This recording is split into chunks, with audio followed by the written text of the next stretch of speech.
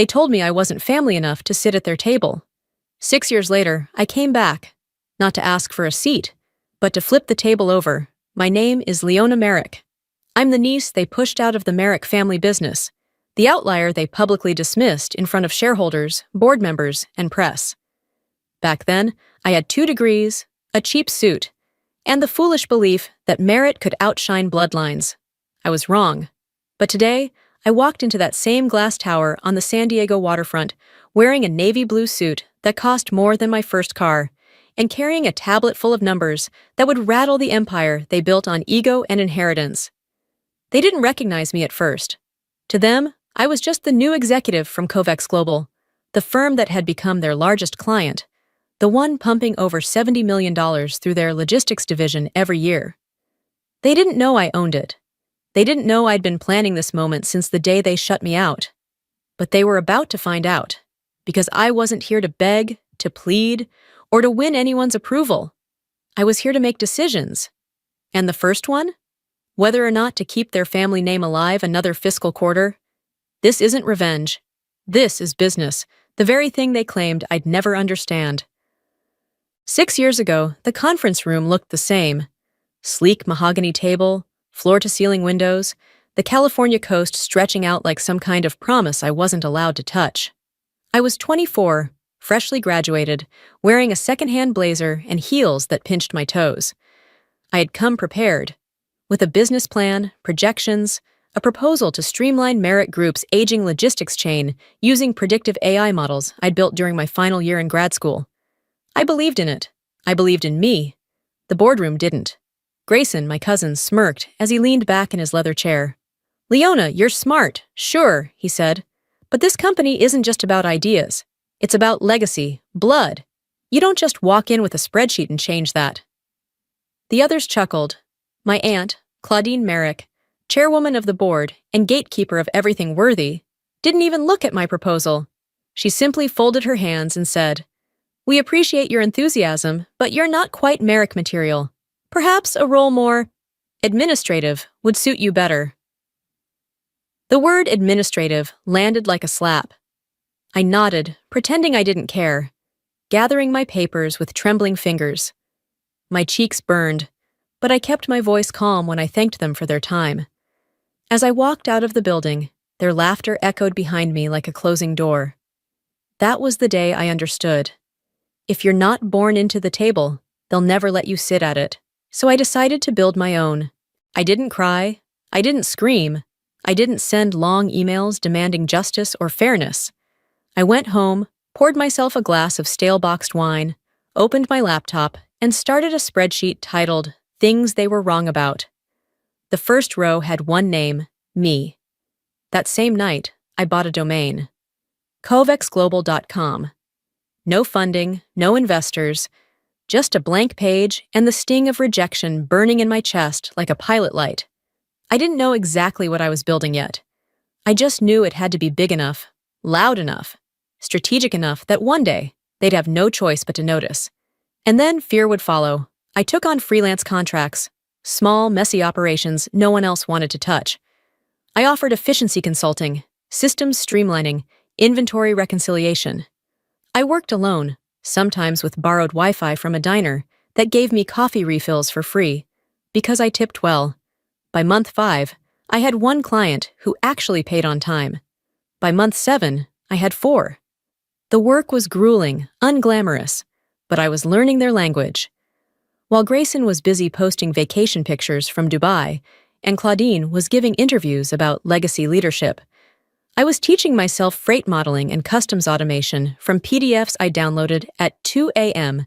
18 months in, I brought in my first full-time hire, Trevor, a disillusioned logistics analyst from a bankrupt distributor. He had experience. I had vision. Together, we built the first proprietary routing software Kovex would offer. Then came Rowan, a data scientist with a quiet mind and deadly accuracy. She didn't ask who I was, only what I wanted to build. We moved into a tiny office above a laundromat, our desks shoved between boxes of Ethernet cables and energy drinks. But our output? Flawless. We delivered ahead of schedule, under budget. We didn't promise miracles. We made clients more money, period. The real shift happened in year 2. One of our smaller freight partners, struggling to maintain contracts with Merrick Group, approached me with an opportunity. They were bleeding clients, but they still had something valuable: access, warehouse layouts, logistics maps, routing dependencies, vendor contracts. I studied them for weeks. I realized something terrifying. Merrick Group's infrastructure was ancient, bloated, outdated by at least a decade. I saw the hole, and I built the shovel. We began acquiring controlling shares in back-end service firms linked to Merrick's supply chain. Not enough to trigger alarms, just enough to influence pricing, reroute efficiency, and offer improvements through Kovacs white label systems. One by one, Merrick's entire logistics arm began relying on technology and partnerships we controlled. I didn't need to walk into their boardroom. I was already inside their bloodstream. By the end of year 3, over $30 million flowed through contracts tied to Kovacs. They thought we were just another firm with good performance numbers. They didn't realize their freight optimization team was using our software. Their inventory metrics, processed through our servers. Their procurement cycle, rebuilt using models we developed under a shell affiliate called Argus Nexus. They never asked who Argus was. They never cared where the tools came from. And that was their first mistake. In year 4, we launched our own audit quietly. Not on them, but on ourselves. We mapped out every entry point, every department inside Merrick Group that touched our systems. The results? Devastating. They were more reliant on Kovacs than they were on their own in-house divisions. 68% of their quarterly growth came from sectors tied to our models. 72% of their logistics revenue came from accounts we originated. Still, they didn't know it was me. Because in their minds, I was gone. Erased. The niece who wasn't cut out for leadership. The girl who didn't belong at the table. I didn't correct them. I let them live in the illusion. But I kept building. Quietly. Relentlessly. By year 5, I'd embedded 2 analysts inside Merrick's finance division under third-party contracts. Their only job was to monitor Grayson's work, flagging irregularities, tracing suspicious credits, tracking cash flow manipulation. What they uncovered confirmed what I suspected. He wasn't just coasting on his last name.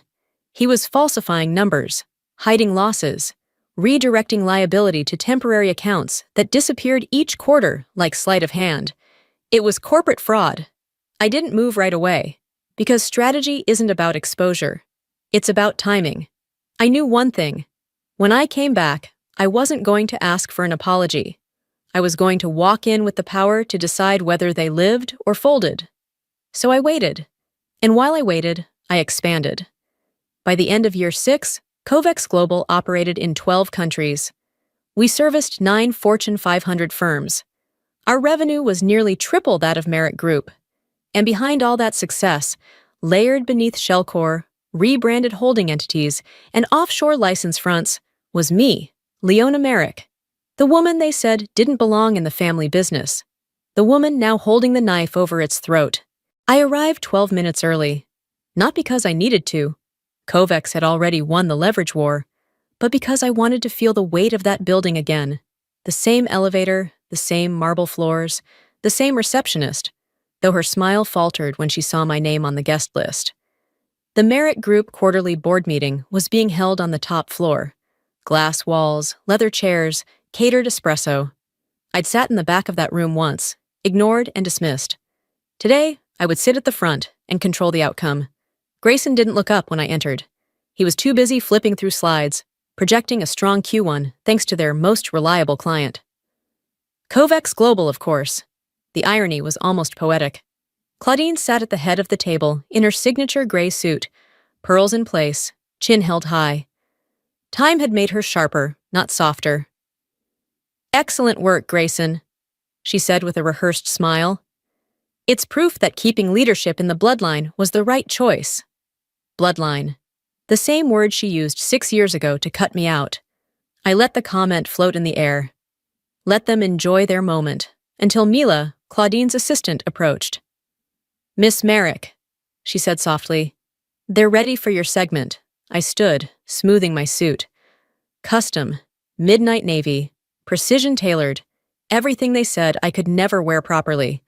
I walked slowly toward the front, tablet in hand, posture still, calm. Grayson's voice cut the air. "Excuse me. What is she doing here? This meeting is closed." I met his eyes. "I'm here on behalf of Kovex Global. We need to discuss contract revisions ahead of Q3. Silence hit like a dropped pin. Claudine's brows drew together. "That's not how this works. Kovex always sends someone from the external vendor group." I smiled. "They do. You're looking at her." Grayson paled. Elise, my other cousin, actually dropped her stylus. "That's not possible," Claudine said flatly.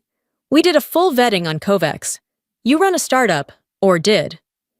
I tapped my tablet, casting the first slide onto the screen. Kovex Global, formerly operating as Omnicell Ventures, previously Vega X Consulting, is mine. I've been running it for 6 years. Gasps followed. Real, raw gasps. Then the numbers came. Triple their annual revenue, operations in 12 countries, 9 Fortune 500 clients, more than 70% of Merrick's logistics capacity tied directly to Kovex contracts. I watched them process it. Not one of them blinked. "I believe," I said, voice steady, "that qualifies me for a seat at this table." Grayson stood, voice shaking. "You tricked us." I raised an eyebrow. "Tricked? No. I conducted business, quietly, effectively, exactly how you taught me." Claudine narrowed her eyes. "Why now?" "Because your dependency on Kovex has reached a level I can no longer ignore. And because I've seen enough of your internal numbers to know you've been lying to your board." I clicked to the next slide. Audit anomalies, deferred revenue schemes, phantom asset allocations. "Tomorrow at 9 a.m., I'm calling a full audit session. My analysts will present our findings. I suggest you attend." Grayson tried again. "You're doing this out of spite." I paused at the door, turning slowly. "No, cousin," I said quietly. "This isn't spite. This is a fiscal reckoning. One you triggered when you chose ego over competence." Then I stepped out, leaving their silence behind me. Rowan was waiting by the elevator. He handed me a bottle of water. "How did it go?" he asked. I glanced at my watch. Exactly as planned. The next morning, I arrived before sunrise. The Merrick Group building looked different in the dawn light. Harsher, exposed. No bustling executives, no polished show. Just cold steel and glass waiting to be cracked open. The lobby guard did a double take. Same man from 6 years ago. He stood up too quickly, knocking over his coffee. "Miss Merrick, welcome back." "Early," I murmured. "Board's already gathering upstairs." Funny what the scent of collapse does to people. When I stepped into the executive elevator, my reflection stared back at me. Calm, composed, precise. This was the woman they tried to erase. The one they said would never understand business. And today, I held the pen over their future. The boardroom was already full. Claudine sat at the head, but something about her posture was different, stiffer. Grayson looked like he hadn't slept. Corporate lawyers flanked him, whispering too fast and too loud. Around the table, independent directors flipped through the summary packets my team had delivered that morning. Behind me, Rowan entered with our analysts. 4 professionals in dark suits, every one of them hand-picked, embedded into Merrick's systems over the last 5 years. They'd collected everything, every cooked book, every shady vendor deal, every asset that existed only in a spreadsheet. "Good morning," I said as I took my place at the head of the presentation table. "Shall we begin?" Claudine's voice was brittle. "Leona, before we get into this, perhaps a private conversation?" I tilted my head slightly. "I think we've had enough of those, don't you?" She didn't reply. "Distribute the full reports, please." Pages rustled like thunder. A wave of whispers, gasps, and muted curses rolled through the room as the reality sank in. "This can't be right," one director muttered, flipping faster through the spreadsheets. "These numbers, these losses, they're accurate," I said, tapping my screen. and they've been buried under miscellaneous operational expenses for 2 consecutive fiscal years. I turned to Grayson. Would you like to explain how over $8 million in fabricated profits were built on vendor layering and false receivables? His lawyer opened his mouth to object. Or, I continued, raising a hand, should we skip ahead to the part where client acquisition metrics were inflated using ghost partnerships with companies that don't exist? Silence. Real, thick corporate silence. One of the older board members leaned forward. Miss Merrick, based on this data, without COVEX contracts, Merrick Group is insolvent, I finished for him. And you've been operating under that technicality for at least 3 quarters. Grayson looked like he might throw up. You're trying to destroy us. I kept my eyes on him. No, Grayson, you did that. I'm just showing everyone the wreckage. This is our family, he hissed. How could you do this to us? I let the silence hang before answering. You mean the family that told half the industry I wasn't competent enough for leadership, or the one that publicly laughed when I proposed an innovation strategy? Claudine sat straighter. That was 6 years ago. Yes, I said softly. And in those 6 years, I built a company 3 times your size. I clicked to the next slide. Dependency metrics. A bright red bar graph displayed just how deeply Merrick relied on COVEX Global for revenue stability, distribution control, and infrastructure efficiency. 47% of your revenue is tied directly to COVEX, I said. That revenue will disappear by Monday if I terminate all contracts. The boardroom erupted. Directors turned to one another, shouting over options, liabilities, emergency votes. Legal advisors huddled like a crumbling wall. Claudine tried to regain control, slamming her hand on the table. You wouldn't dare. I already did, I replied. Termination letters are drafted and pending. But I'd prefer not to press send if we can come to terms. What terms? She asked, voice tight. I slid a sealed envelope across the table. 2 options. Inside, a printed offer. Option 1, Grayson resigns. An independent board is appointed. Merrick Group undergoes full corporate restructuring with financial oversight by a third party.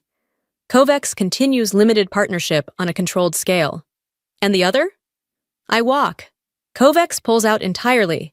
Our audit findings are forwarded to federal regulators and the SEC. You lose not just your revenue, but your licenses. You'd ruin us. No, I said coolly. You already did that. I'm just choosing how loud the fall will be. Grayson's voice cracked. This isn't business, it's revenge. I leaned forward, my voice barely above a whisper. No, cousin. This is the business you told me I'd never understand. Cold, measured, unforgiving. The business you said was only for those with the right pedigree. I stood, taking my tablet and notes. You have 1 hour. And then I walked out. Let them stew in their empire's unraveling. Let them realize the one they dismissed had just become their only shot at survival. I didn't wait for their answer. I returned to the suite upstairs, once reserved for Claudine, now prepared for its new occupant. The skyline stretched wide beyond the floor-to-ceiling glass, the Pacific glowing with that golden edge you only see in late afternoon. Rowan was already there, a bottle of champagne chilling in an ice bucket. Think they'll take the deal? He asked. They already have, I said, glancing at my phone. The notifications rolled in like waves. Grayson's resignation, formalized. Claudine's early retirement, announced. The board's vote, passed. Barely, but passed. By sunset, it was official. The empire that once laughed at my ambition now reported to me. I poured a glass and walked to the desk, my desk now. I reached into my bag and pulled out an old printout. Worn edges, faded ink, but the words still clear. It was the rejection email, the one Claudine had sent me 6 years earlier. Leona, while we respect your enthusiasm, your leadership instincts are not aligned with the expectations at Merrick Group.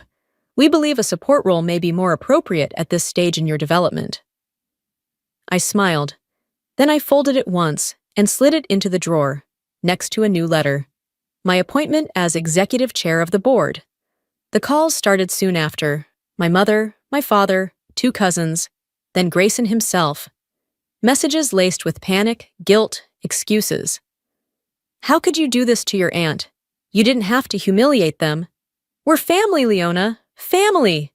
Where was that word when I stood in that boardroom with shaking hands and unacknowledged ideas? Where was it when I walked out to laughter? I didn't answer any of them. I only typed one message in the family group chat. Don't worry about the family name. Merrick Group is finally in qualified hands. Then I turned off my phone and watched the city. Not for revenge, not for power, for peace. A peace I had earned not through aggression, not through screaming or proving myself to people who never listened, but by building something so undeniable they were forced to take notice. I didn't need them to believe in me anymore. I became the kind of woman they had to believe in. Because sometimes the best revenge isn't revenge at all. It's becoming the one they now answer to.